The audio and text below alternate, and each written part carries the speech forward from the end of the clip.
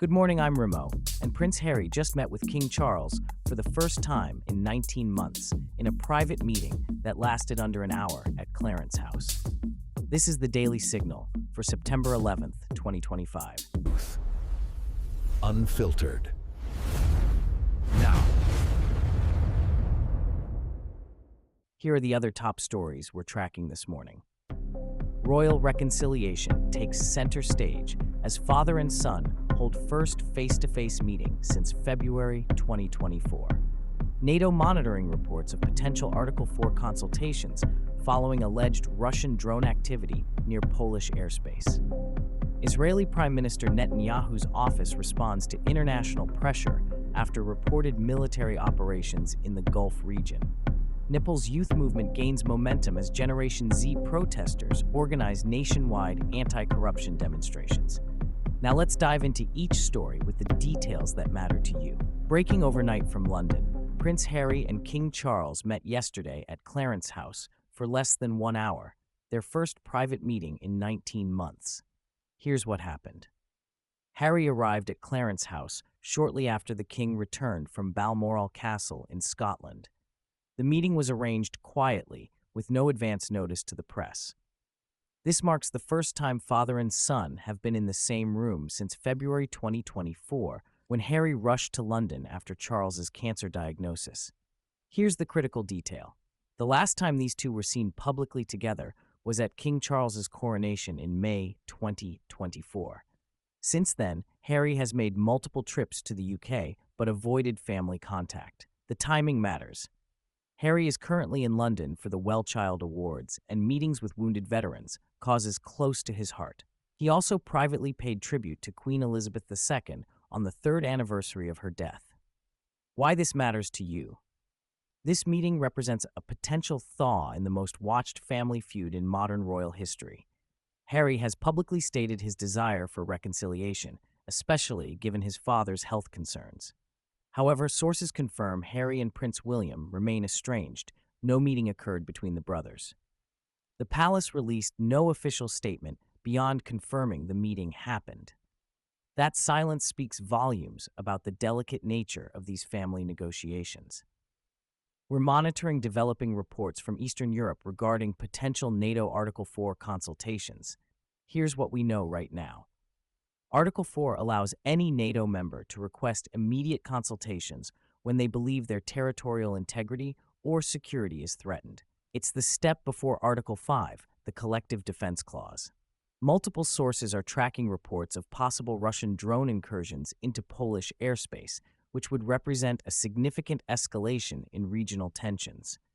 Poland shares a 332-mile border with Ukraine and has been a crucial ally in supporting Ukrainian defense.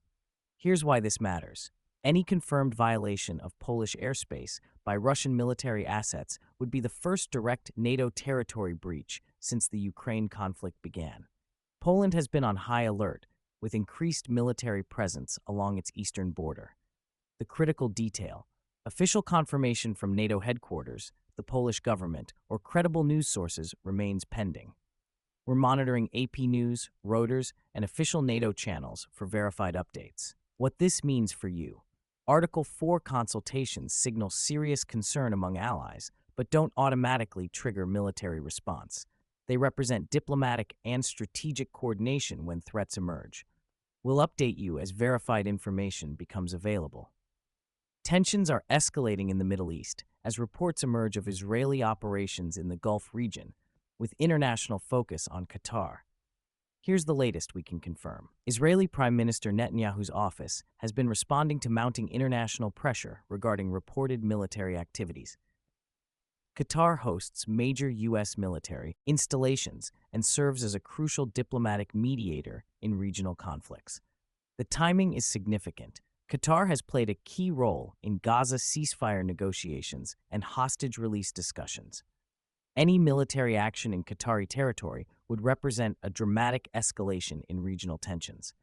Here's what we're watching: official statements from the Israeli Defense Ministry, Qatar's government, and U.S. State Department regarding any confirmed operations. Al Jazeera and other regional outlets are closely monitoring developments. Why this impacts you? Qatar is a major energy supplier and diplomatic hub. Any destabilization affects global energy markets and Middle East peace efforts. The country hosts the largest U.S. military base in the region at Al Udeid. We're tracking verified reports from credible sources including Reuters, BBC, and official government channels. The situation remains fluid with diplomatic implications extending far beyond the immediate region. A powerful youth movement is emerging in Nepal as Generation Z protesters organize nationwide demonstrations against government corruption. Here's what's driving this revolution. Young Nepalis are taking to the streets with a clear message. This is our revolution. It's our turn now. They're demanding transparency, accountability, and real change in a political system they view as fundamentally broken. The demographics matter.